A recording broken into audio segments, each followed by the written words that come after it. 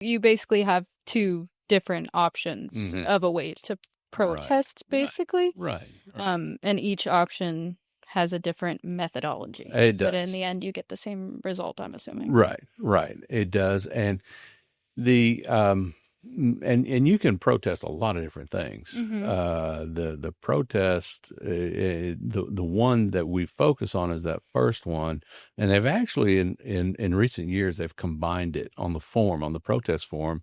Most appraisal districts will send you something, and the first option is market value.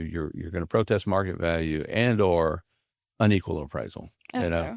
But used to it was two separate ones, and a lot of people would not check both boxes because they're thinking about is market value, and they don't even know what they're talking about when they say unequal appraisals. They don't even know if they have a problem or not.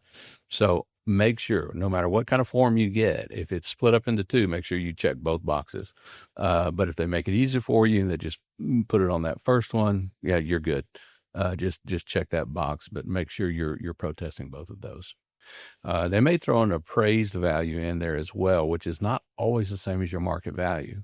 Oftentimes it is, but sometimes you might have a market value of say 500,000, but your appraised value is only 450,000, and that's really just because if it's a homestead, if we're talking about residential and it's a homestead, you have a 10% cap on what that appraised value can go up each year. Market value can go up as much as the market will dictate, but the appraised value, which is really kind of the first step in what you're going to get taxed on, is going to be limited to 10%. So over the years, you might have seen the increase in value on your market value go up Yeah. at a greater than 10% per year. Well, that appraised value kind of holds it down Oh, a little okay. bit.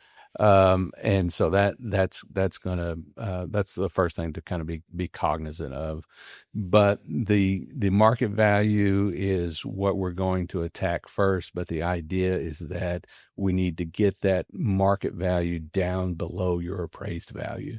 And if we get any cut, if the market value and appraised value are the same, we get any cut, then we're making progress. Okay. But if your market value is 500,000 and your appraised value is 450,000, and we go in there and we argue a market value of 480,000, it may be a $20,000 decrease in your market value, but it hasn't saved you any money because you weren't Yeah. going to get taxed on that Yeah, anyway. because the appraised value was already lower Already anyways. lower, yeah, and it was limited to that 450. So you need to be careful before you sign off on anything. That just make sure that it's actually going to help you.